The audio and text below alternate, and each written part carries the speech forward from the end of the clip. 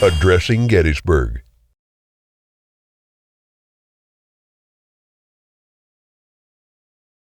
Good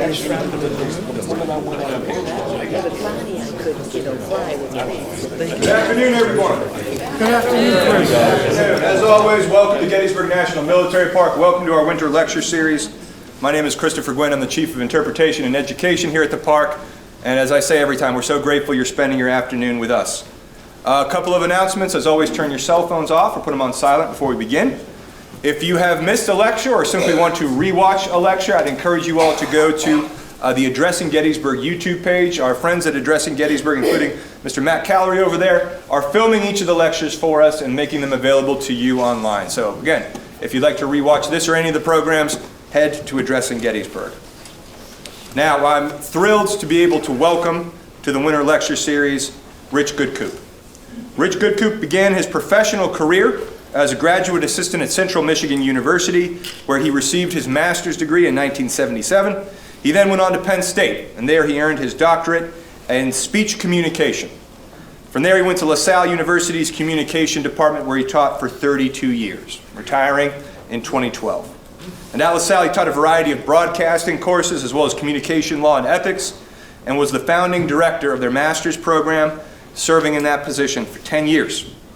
In 1990, he caught, quote, the Civil War bug via the original broadcast of Ken Burns' monumental documentary series. And then he started reading about the Battle of Gettysburg in a more significant way.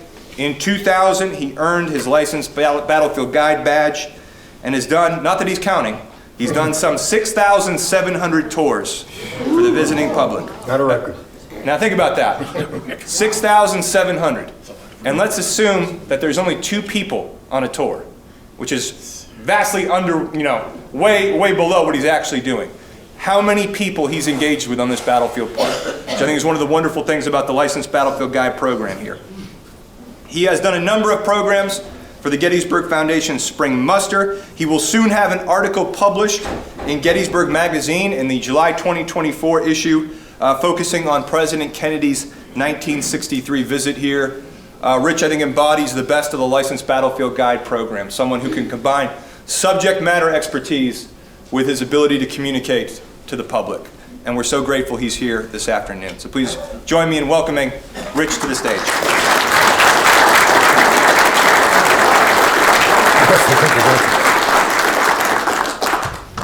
I can only hope that the presentation will be as good as the introduction was. I guess it's a good thing that we're having this program today rather than next week or last week, because some of you might want to be seeing a little bit more of Trevor Kelsey and his soon-to-be girlfriend, maybe wife. Well, let's get to the program. There have been over 24 presidents of the United States who have visited, spoken, or sent letters to be read at Gettysburg between 1863 and 2020. By my count, 11 have formally spoken, 8 have visited without formally speaking, 3 have visited as candidates. I'll put that in quotes because it's a little tough to figure out who's a candidate sometimes. 2 who spoke or visited as vice president, 4 who had letters read. Some have had multiple visits or speeches, so it becomes a little difficult to count the numbers here. But my goal is in this hour or so is to recount some of the more important elements in all the visits and speeches with some accompanying images as we have them. Okay, let's see if I can remember what Chris told me.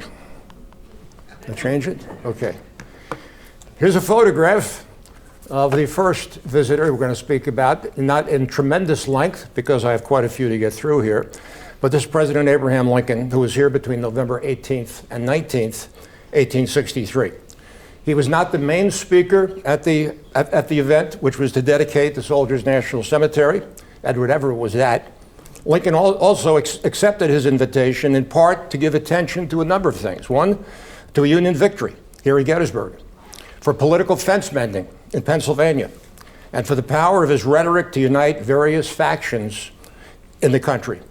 And lastly, to perpetuate and improve upon its experiment in self-government. The struggle on the battlefield became a means to maintain and improve the premier democracy of the world, or a new birth of freedom. Suffice it to say that Lincoln established Gettysburg, the town, the battlefield, and the cemetery, as a place for national contemplation and retrospective for years to come. Other presidents would speak, visit, send letters to be read, to continue that tradition that he began. But his would be the one that many others would be measured by, and the reason that they would come, and the reason some would not.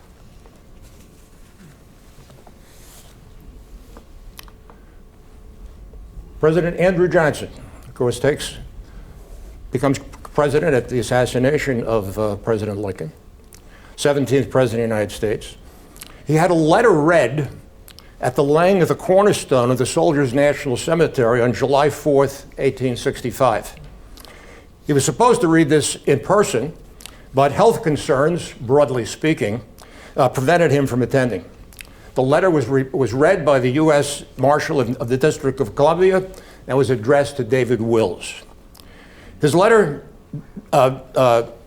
enclosed some of the points in Lincoln's 1863 speech and also alluded to the growing gulf between him and congressional Republicans over Reconstruction, which would lead to his impeachment, but non-conviction. Johnson might have used some of the thoughts from Lincoln's second inaugural address to promote some reconciliation between North and South. It was a missed opportunity for both him and the nation. Ulysses Grant, June 20th, 21st, 1867. This would be prior to his presidency. Maybe he was a candidate already. He accepted an invitation of the Board of Governors of the Soldiers' National Cemetery to meet them and visit the cemetery and the battlefield. He was accompanied here by, here's a blow-up of that same photograph, you can perhaps see a little bit better. He was accompanied by Governor John Garry. Okay.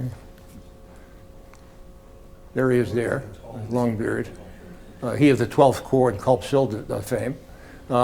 Samuel Wiley Crawford, 5th Corps Division Commander at Gettysburg. This is Grant, and this is his Horace Porter, his aide, Grant's aide. They were here for fully a day and a half. He was on June 20th, the party rode to the July 1st battlefield, accompanied by John Batchelder, who was clearly the first historian of the battle. We owe quite a bit to him, and through the town to get to Cemetery Ridge. After a visit to Culp Hill, the party returned to town where they had dinner at the McClellan Hotel and later attended a meeting regarding a memorial church. That church still stands on Baltimore Street, essentially the 25th anniversary building in the town. That's the Memorial Church of the Prince of Peace. On June 21st, he visited the Soldiers' Orphanage. That's the photograph that you perhaps saw earlier. This building still stands on Baltimore Street, now used as a residence for two older ladies who have a cat diorama of the battle on the first floor. That was not an advertisement for it, just purely information. Okay? He also spent, believe it or not, considerable time on the round taps, and maybe we'll be getting to do that fairly soon. Returned to town via the Emmitsburg Road and then took a train back to Washington. So Grant had an extensive visit here, although gave no speech, gave no letters, but did have a pretty complete visit. Rutherford B. Hayes, 19th President of the United States, and the first one to speak here at Gettysburg since Abraham Lincoln. He came here on Decoration Day, yes, it was still called that, in 1878, May 30th. He served in the Civil War and became colonel of the 23rd Ohio and later was breveted to brigadier general. That's an honorary. He was invited to speak by Edward McPherson and the Skelly Post of the Grand Army of the Republic. That's the Union post-war organization for soldiers. He got to Gettysburg on the 29th and stayed at McPherson's home on Carlisle Street, accompanied by Charles Devens, of Fort Devens, Massachusetts. I don't know if it still existed anymore, but I was once there in a National Guard summer camp, and Benjamin Butler. On the morning of May 30th, he was given a tour again by John Batchelder, accompanied by Samuel Crawford and former Governor Andrew Curtin. In his very short speech, it's only about 20 or 30 words longer than Lincoln's 272 words, he addressed the importance of the battle and closed with a direct quotation, a fairly lengthy one from Lincoln's address. The speech did little to address political and economic reconciliation in the country or the ongoing investigation of his fairly tainted victory over Samuel Tilden in 1876. Next up, and he has two connections to the battle, President Grover Cleveland. He visited here on May 4th, 1865. And, this comes out pretty well here. There he is right there. And the guide and the person who drove the livery for him was William Holsworth, who was a very famous guide in the late 19th, early 20th centuries. William Holsworth, sometimes called Billy Holsworth. He was the first Democrat elected after the Civil War and appeared during the encampment of the First Corps and given a battlefield tour. In the Soldiers' National Cemetery, John Black, pension commissioner and former colonel of the 37th Illinois, spoke for the federal government. Black, by the way, had been born in Mississippi, but joined the Union Regiment and won a Medal of Honor for service at the Battle of Prairie Grove in Arkansas. Cleveland's non-speech perhaps occurred for two reasons. Number one, he was considered a slacker, meaning that he paid for someone to serve for him during the Civil War instead of going into service. And secondly, his appointment of former Confederates like Joseph Johnston as railroad commissioner. So those are a couple of strikes against him. 2 years later, both of these connections occurred during Grover Cleveland's first term. He did serve two non-consecutive terms in the presidency. He had a letter read at the Veterans Reunion, and that date was July 2nd, 1887. Invited to a reunion of Union soldiers with Pickett's division, which included LaSalle Pickett, George Pickett's wife, and the Philadelphia Brigade. In his letter, he applauded the attending veterans for their attempts at reconciliation and did not assign blame for the war. Why? He got most of his votes from the South, of course. And he was also critical of those still inciting sectional rivalries by waving the bloody shirt. Why a letter rather than a visit or perhaps a speech? Here's a couple of others. Number one, his attempts to have flags that were captured during the Civil War returned to their original states, and also attempts to reform the Civil War pension system. Whenever I hear the word reform, I think cuts. That's what it really means. Next on tap, with a letter, President William McKinley in 1898. Although he was a fairly well-known Civil War veteran in the 23rd Ohio and honored by a statue at Antietam, he would never visit Gettysburg. He was invited in 1898 for a Memorial Day speech during the height of the Spanish-American War, but declined because of his responsibilities handling the war. His letter in part read, whatever it may be, the character of its temporary problems, this liberty-loving nation is not and can never be forgetful of the immortal heroes of the Civil War. Today, those who contended on this historic field nearly 35 years ago and their descendants are mustering under the same flag, enthusiastic in their devotion to the nation and willing to make any sacrifice for its honor. Next on tap, for two visits, Theodore Roosevelt. This first one, he came here as president. And I didn't know it until recently, but Teddy Roosevelt, while he wrote a number of books, also wrote about the Battle of Gettysburg prior to his presidency. In 1885, he wrote an article in a magazine called The Historian, and I'd like to read just a little bit of what he had to say in this article. Keep in mind, he didn't have the kind of sources that we have today to validate what he wrote. Here's the closing part of his discussion of Pickett's charge. The Union guns fired to the last moment until of the two batteries immediately in front of the charging Virginians, every officer but one had been struck. One of the mortally wounded officers was young Cushing, a brother of the hero of the Albemarle fight. He was almost cut in two. But holding his body together with one hand, with the other he fired his last gun and fell dead just as Armistead, pressing forward at the head of his men, leaped the wall, waving his hat and his sword. Immediately afterward, the battle flags of the foremost Confederate regiments crowned the crest, but their strength was spent.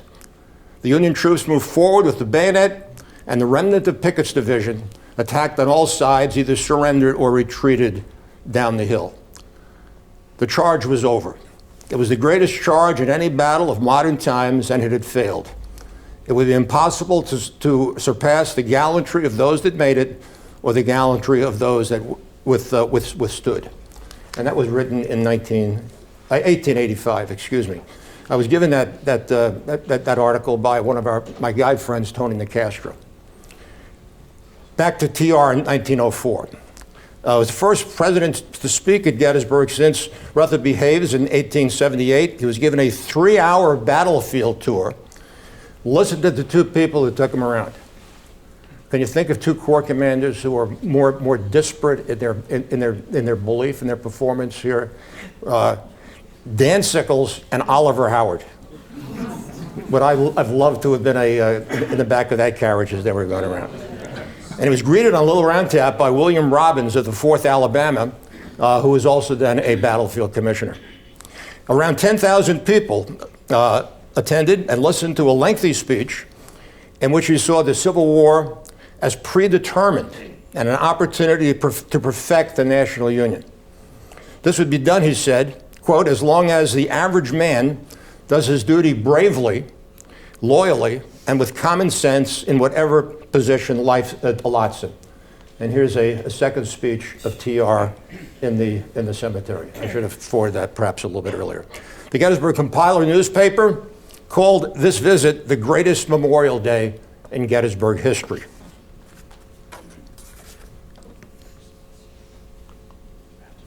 Forwarding now.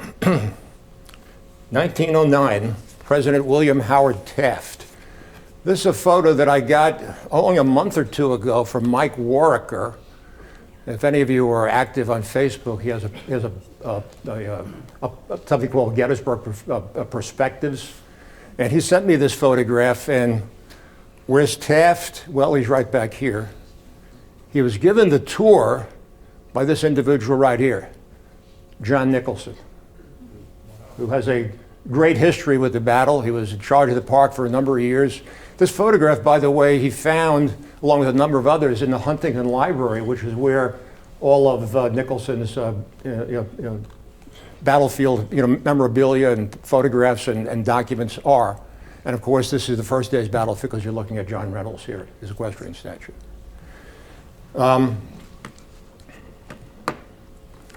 President Taft toured the battlefield.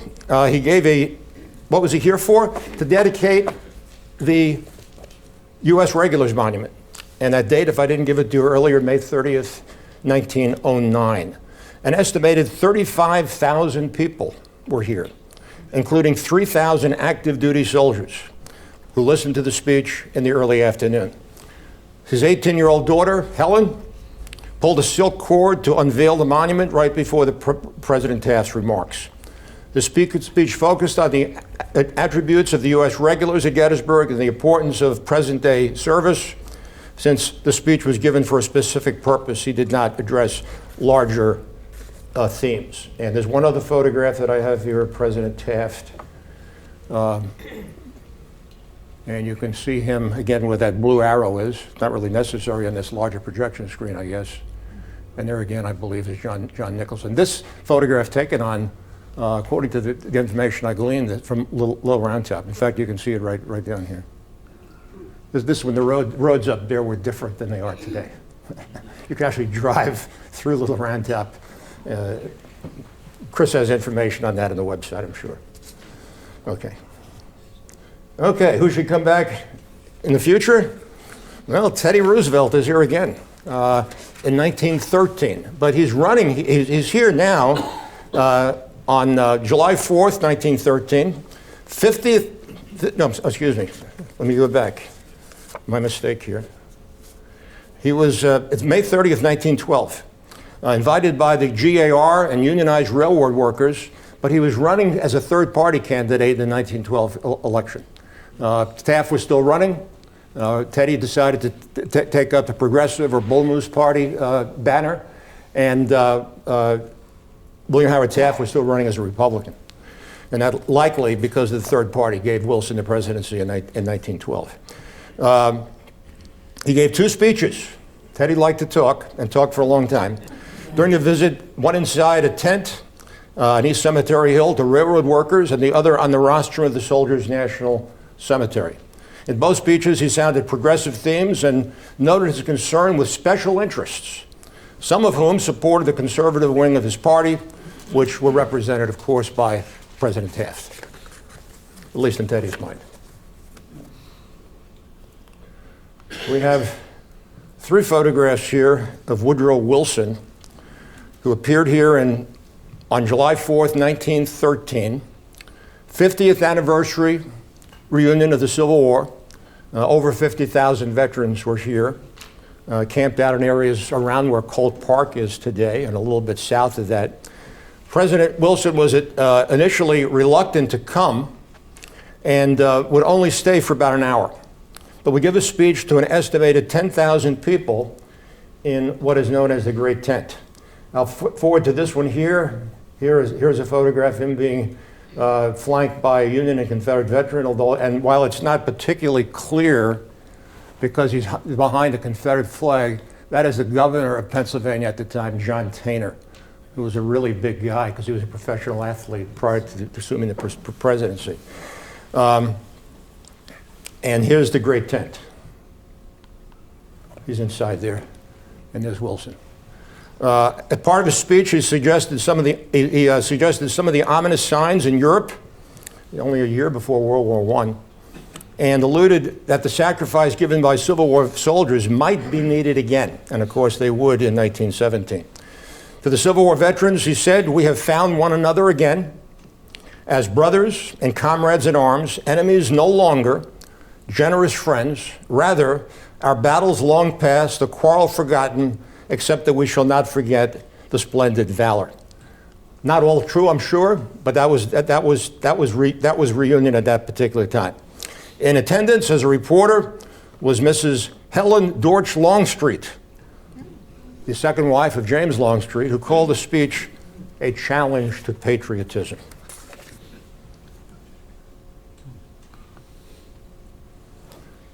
(1922). I have two photos here. President Warren Harding comes to Gettysburg on July 1st, 1922. A little bit of background on this. After World War I, there was a number of people who were looking at the importance of the Marine Corps and whether or not the Marine Corps should be either changed or eliminated. So what the Marines started doing after some of this criticism was to have demonstrations of how they could be serving in contemporary United States and if needed, of course, someplace else. And so what they did at a number of battlefields on the East Coast is to give demonstrations of their capabilities. And so what they do here is they're going to give a reenactment of Pickett's charge using contemporary weapons. I don't have a photo of that particularly here, but you can see President Harding in the middle. The man on the left is John Pershing, who was General-in-Chief of the Army at that point in time. Very well known, of course, during World War I. Accompanying him additionally on the tour, Emmer Cope, superintendent of the park at that point in time. I mentioned Pershing, also John Lejeune, the commandant of the U.S. Marine Corps, and Vice President Charles Dawes, son of Rufus Dawes, one of the sons of Rufus Dawes of the 6th Wisconsin. And Dawes, by the way, is this fellow over here, close to the left. There he is here. There's Pershing, there's Harding, and Pennsylvania governors and senators. They also went up on the observation tower in Ziegler's Grove. No longer there, but there was one close to the Bryan house. And they watched a part of the attack and repulse of Pickett's charge simulated by the Marines. President Harding gave no speech, left no letters, and died the following August during a trip near San Francisco in 1923. Which means in office now, and after serving one elected term, Calvin Coolidge. He would give an address in the Soldiers' National Cemetery on Memorial Day, May 30th, 1928. Some of you may have heard this joke before. One of his nicknames was Silent Cow. He was once at a dinner party, and a lady next to him said, "I could make you say more than 3 words." His response, "You lose." I guess not all of you have heard that before. All right. Or either that or I told it really well, which is doubtful. Ironically, the Ku Klux Klan was also meeting in Gettysburg at the time with 3,000 members at the old fairgrounds.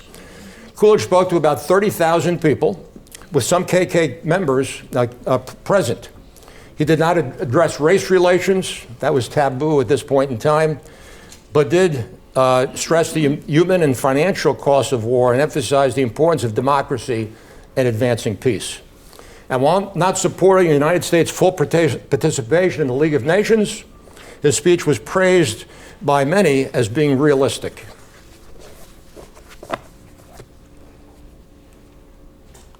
Next up, Herbert Hoover.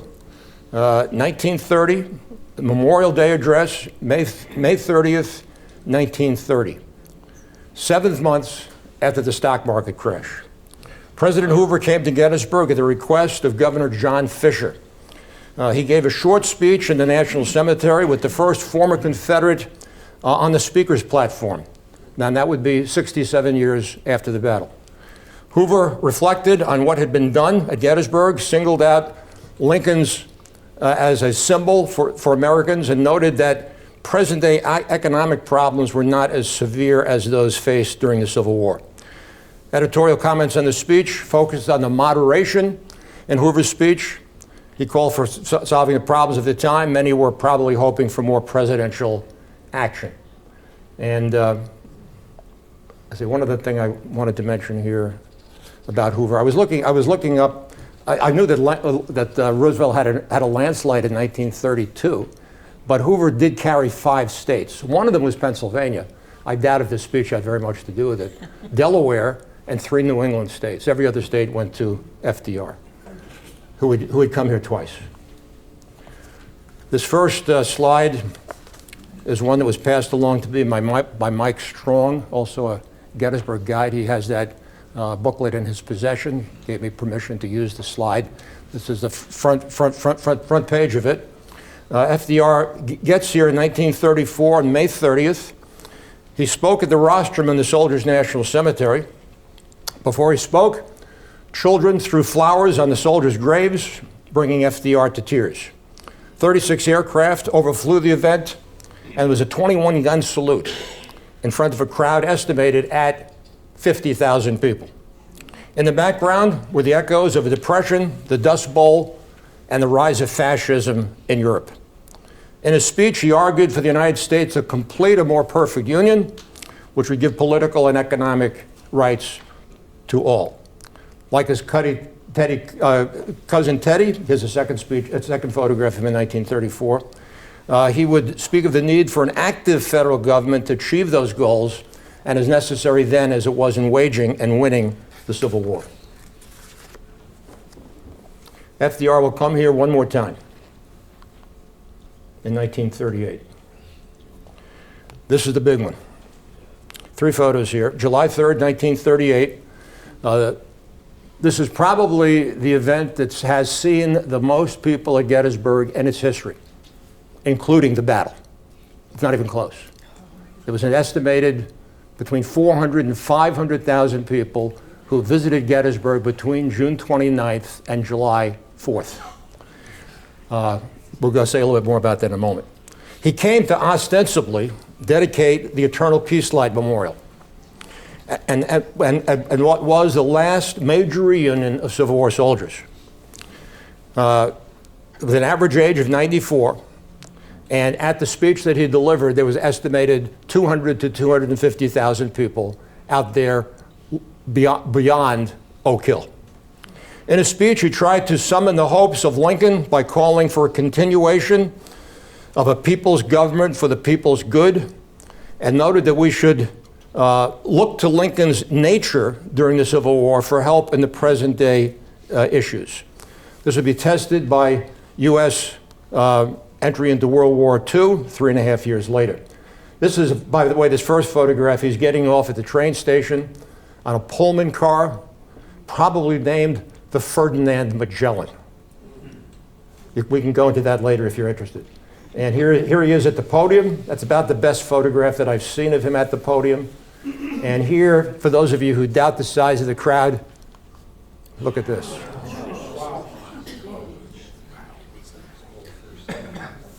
And the roads would close down 10 miles out of town. There may have been another 100,000 people trying to get here, but couldn't. To the assembled veterans, this is a great line, I think. He said, all of them we honor, not asking under what flag they fought then, thankful that they stand together under one flag now. You'll need them in the years to come. Harry Truman came here once as president on July 6, 1946. There he is at the Virginia Monument, obviously. President Truman and his wife Bess drove up from what was then called Shangri-La, now Camp David, for a visit on the state, but gave no speech. He did give a short press conference. You see him sort of there addressing some reporters there. And when he got to Oak Hill, there's a close-up of, I don't have a photograph of Oak Hill, suggested that the word nation in the phrase peace eternal in a nation united be changed to world, as the Cold War had already begun. Another president we could probably talk for hours, and other people I'm sure have, is Dwight Eisenhower. He had a long history here. This photograph shows you his, I guess, his first time at Gettysburg, so to speak, although he was here at the West Point there, I believe, around 1904 or 5, something like that. He had a long history here, from his being stationed here in 1918 at Camp Colt, to he and Mamie's purchase of the farm in 1950, to his election in 1952 and 56, and his retirement. So obviously Ike's on the left there. I've read where he was concerned about not going to Europe to fight in World War II, but he did get a command position here. He was in charge of the camp, I think, for almost the entire time. And lastly, he had liaisons with international offices. I believe these two guys on the right are English, and I think the fellow next to him is French, although somebody who knows military uniforms better than I might disagree. Here's my favorite photograph of him during his presidency. In 1955, he gave a battlefield tour to General Montgomery, and my caption of this would be something like, "Give me a lanyard and some powder and I'll take care of this guy once and for all." He also did take around Charles de Gaulle and Winston Churchill. If you could go deep into Google Images, you can find that. And he also gives the 100th anniversary address in the Soldiers National Cemetery. Reason? President Kennedy had to go to Dallas, Texas. And that's our last one. Now, folks, I'm not going to be able to tell you everything that I know about that, because as I told one of our visitors earlier, I have this article coming out, and the editor wants me to limit some of my discussion of this, but I will tell you some. In other words, buy the magazine, and you'll get everything. But I will tell you some things about it. It occurred on March 31st, 1963. It was an Easter Sunday. The image that you see here is something called a painting that was done well after his visit by Mel Shaw, called The Colonel and Commander. The tour lasted about an hour and a half. President drove the vehicle for the tour. The tour was given in reverse order: July 1st, July 2nd, July 3rd, July 2nd, July 1st. Let me get that right. Okay. The tour had 4 get-out stops. This was the first one. Here's the second, that little round top. This guy, Colonel Sheeds, is the fellow who has his back towards us. Okay, they're overlooking the Devil's Den in the distance. Jackie and Caroline were present, although Caroline was incredibly bored. JFK wanted to come back, didn't, and there are connections between the Eternal Peace Light and his grave in Arlington. He did send a letter to be read at the 1963 presentation in the cemetery. Here's a photograph. Here's another get-out stop at the North Carolina State Monument. Jackie flanking, and the president flanking Colonel Sheeds. And here's his last stop. And this is the photograph that used to be in the old avenue, which got me started on this trip, looking at presidents in Gettysburg. And they're looking at the peace light on Oak Hill. Right. Next up, as vice president, Lyndon Johnson came here on May 30th, 1963. It was a speech that was almost not given. Most of this information came from an article that was published about 20 years ago by George Reedy, who was also an aide to President Johnson. I believe he's also his press relations individual. LBG was convinced by his aides to give this speech at a time when he was weary of his apparent uselessness in an office that neither interested him. Remember what John Nance Garner said about the vice presidency many years ago. A warm pail of spit, and that's not actually what he said. Okay?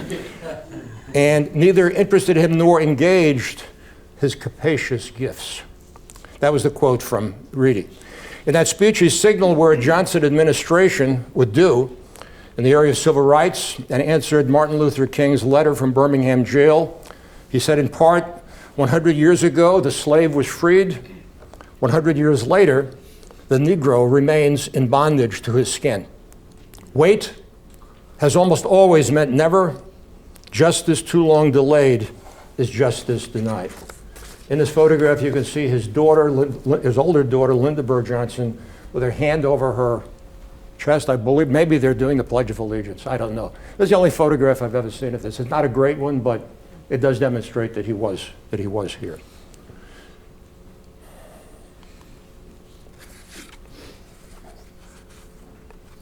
President Richard Nixon, at least 2 visits. My guess is he came here more often because, Ike was there, at Gettysburg. Maybe he visited other times. But we know at least 2 visits.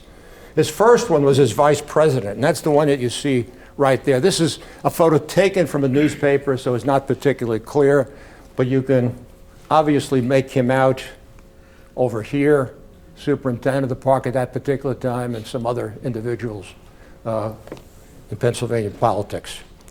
He came here to pay his respects to his great-grandfather, George, who was a soldier in the 73rd Ohio, and who was mortally wounded in the battle beyond, as I sometimes tell people, beyond Tommy's Pizza, and is interred in the Soldiers' National Cemetery. That photo dates to 1956. Don't have an additional date on that. And then a number of years later, I guess it's 16, he comes back on Easter Sunday in 1972, April 2nd. He and his family visited Mamie Eisenhower, who was still alive, and attended services at the former President's Church on Baltimore Street, and visited the grave once more. Comments in the local newspaper concern the Easter attire of daughter Tricia. Photos, people you can see in this particular photo, there's Tricia right there. You can only see the top of his head. That's Edward Cox, her husband. This is Julie Nixon, David Eisenhower, Patricia Nixon, President Nixon, and Reverend McCaskill, who for many years was a guide at the park also.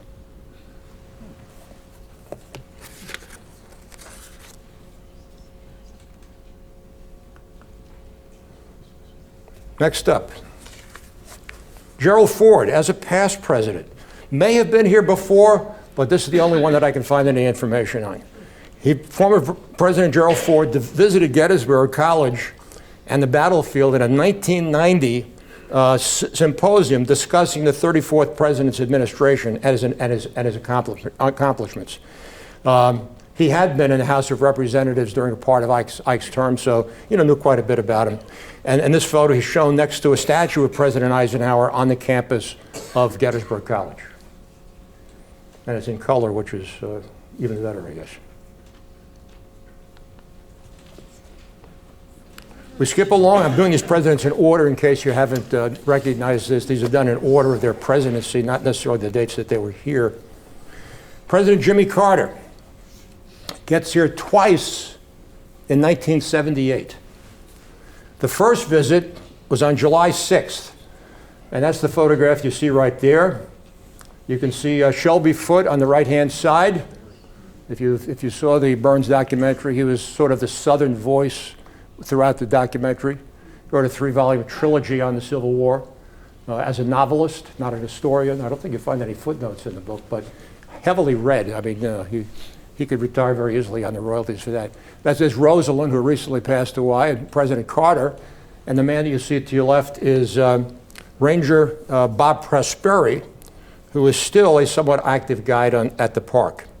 This first trip was rather hastily organized, and he and his wife, Rosalind, were accompanied by Shelby Foote, who is thought to be the person who was going to give the tour. But while he knew the battle fairly well, he didn't know the battlefield. How do you get around? What are the best places to see things from? And so Ranger Prosperi gave the bulk of the tour, and in preparation for it, prior to the tour date, which was July 6th, he read up a lot more on Georgia troops because he estimated that President Carter would be interested in that. In fact, he did have a question about where Rand's Wright's Brigade, did they break the Cemetery Ridge line, et cetera, et cetera. That's a whole debate. Chuck Teague isn't here, so we won't talk to him about that. But anyway, it was discussed. On the second trip, which would have been on September 10th, 1978, there are some people who have written that this is perhaps, I'm not stating this is my opinion necessarily, the most important use of the ground and the battlefield since the battle itself. I think some of you can recognize the fact that there are a number of participants here. Who's here? And why are they here? Well, they were at Camp David. The Egyptian and Israeli governmental leaders were here. Some of the ones that I recognize, I don't recognize every one of them. Ezer Weitzman, Menachem Begin, Moshe Dayan, and over here, Anwar Sadat. Okay? There's President Carter and daughter Amy. Someone commented to me yesterday, Moshe Dayan looks a bit uninterested. I think he knows everything. Or thinks he does. Okay?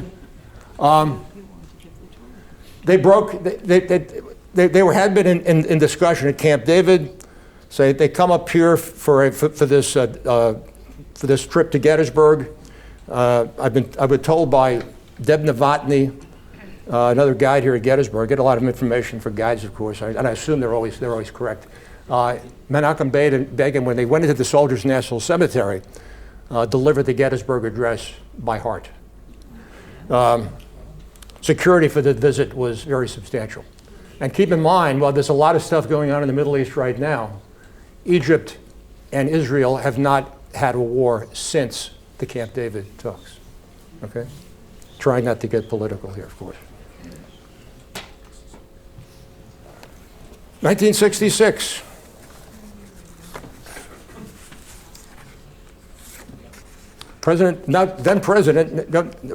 Later President Reagan, June 15th, 1966, he was a private citizen then. He probably finished up doing Death Valley days a little bit earlier, I guess. But he would visit here on June 15th, 1966. It only came out maybe about 15 years ago that President Eisenhower had been an unofficial advisor to Ronald Reagan in the mid to late 1960s and helped him, however that help was, in his election to be California governor, and advice on a potential campaign for the presidency later in 1968. I don't know how many of you remember this, but Ike was not too pleased with Barry Goldwater getting close to the Republican nomination, and he was trying to promote somebody else to run against him. William Scranton did at a very late date an aborted run, but didn't work, and Goldwater was elected. So Ike was in Reagan's camp at that particular time.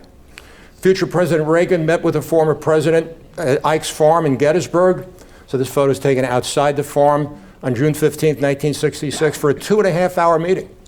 This photo shows them after that meeting, and seemingly things went well, or they're faking their smiles.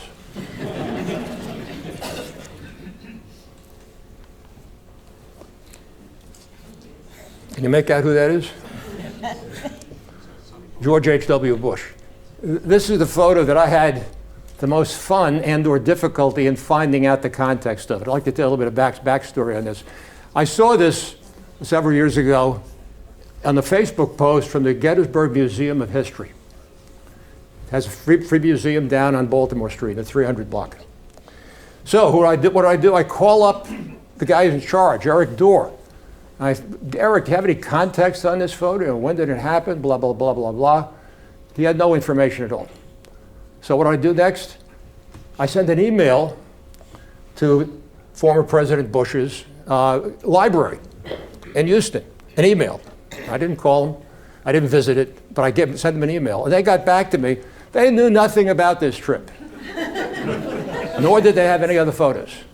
It was taken, by the way, when he was vice president in 1987. So how did I find out more information on it? Google.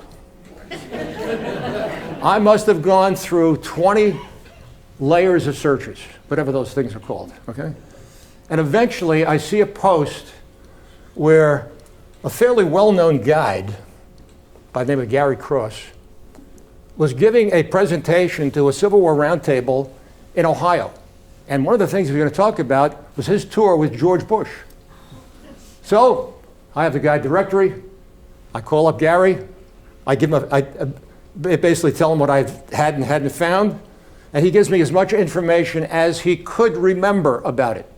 Keep in mind, this would have been a number of years afterwards. I don't even try to do the subtraction in my head.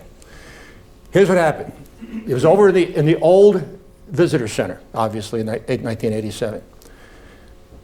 The vice president and the Secret Service agent who's running behind him. This is not part of the tour, by the way. Okay. Garry couldn't keep up with him. Come up to the desk and ask for a tour. It was random. No information sent to anybody ahead of time. John Andrews, who was then the LBG supervisor, went to the guide room and saw Garry and told him of the request. Garry tried to get out of it. Who wants to give a tour to somebody of that stature without even knowing about it ahead of time? Plus, he told me, and this is confidential, he didn't have his best uniform on that day. So he wanted to go back home and dress again. Well, that didn't happen. So he did go out.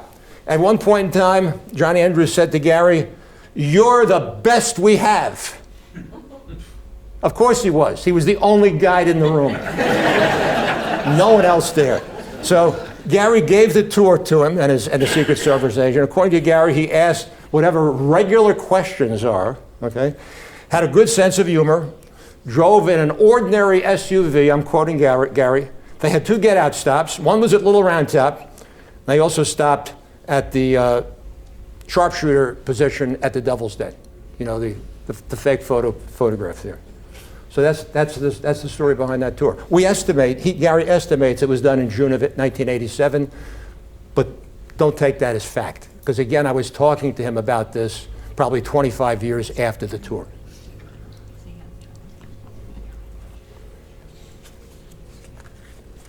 President George W. Bush gets here September 5th, 2008. He took a tour of the battlefield. Here he is, obviously a little around top with the 91st Pennsylvania Monument in the background. The fellow who's closest to us is Colonel Richard Summers, recently deceased at the U.S. Army Heritage Center Education Center. His tour was given, his wife and several aides were accompanying him on the tour. This was a break that he took in his schedule while John McCain was being nominated at the Republican convention that year. He's sort of getting out of town, so to speak, to give more attention to McCain. And the tour was given by a combination of Dr. Summers, Gabor Boritt, and his son, Jake Boritt. So here's the second photograph that I have. You see them near the high water mark with the Webb statue in the background. You see Laura Bush over there on the left with her one hand holding the other. There's Laura there. There's Jake Boritt, President Bush, and Gabor Boritt. The tour also included a private viewing of the cyclorama painting, which was not yet being shown to the general public. Remember, there was that period of time where the building was open, but the cyclorama painting was not, for those of you who might remember. Here's another interesting little point. I was told this by Ranger John Nicholas a year or two ago.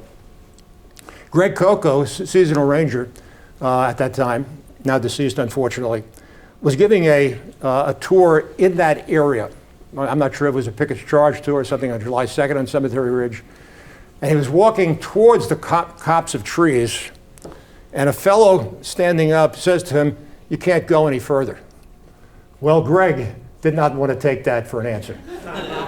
So he went a few steps more. The individual then opened up a trench coat, somewhat like this, and showed him a submachine gun. And Greg backed off.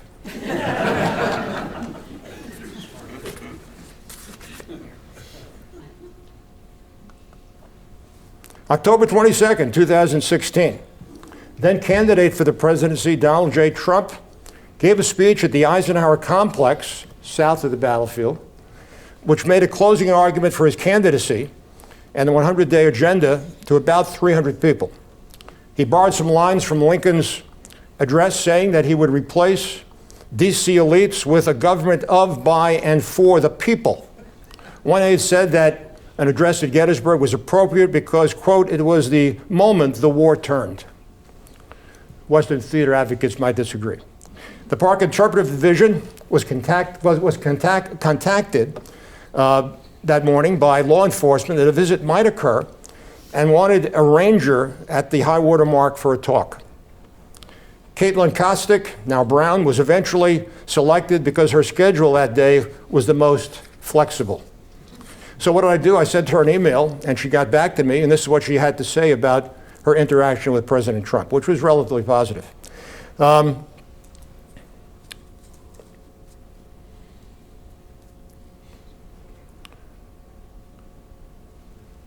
I knew I was surrounded by cars. All of a sudden, the press corps and Secret Service were everywhere, and the entire view of Pickett's Charge was obscured. The advance man then introduced me to Mr. Trump. We talked about 15 minutes. He asked about farm buildings and the civilian experience. Steve Bannon and Rudy Giuliani were also in the crowd, and you can see them there to the right of former President Trump, and here's a little bit more of a close-up with the 1st Pennsylvania Cavalry Monument behind them. 2016, October. And the last one, in 2020, Joseph R. Biden, also as a candidate for the presidency, came here to Gettysburg on October 6th, 2020. On a Tuesday afternoon, overlooking the battlefield with the round tops in the background. A little hard to see, but there's the 44th New York Castle, and I believe that's Big Round Top there. Okay.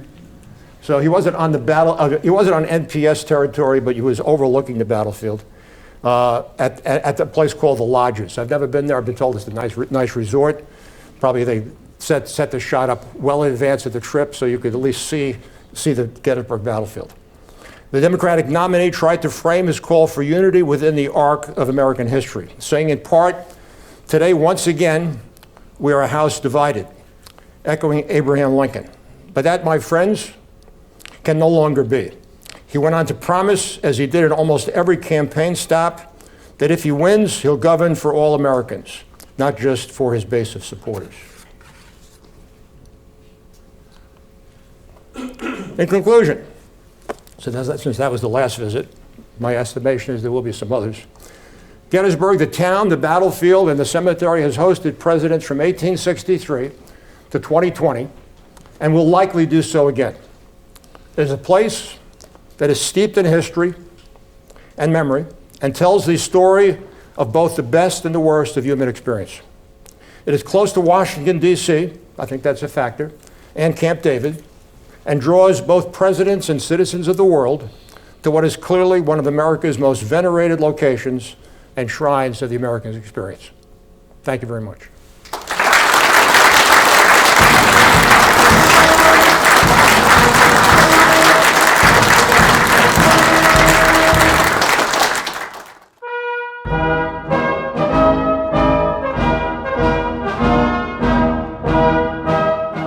In my opinion, it would be FDR's second speech in 1938. Spoke for about 9 minutes. Read it, try and put yourself back in that time period. It's an excellent speech. He was speaking to probably 250,000 people, including 1,855 Civil War veterans, average age 94. He touched all the bases.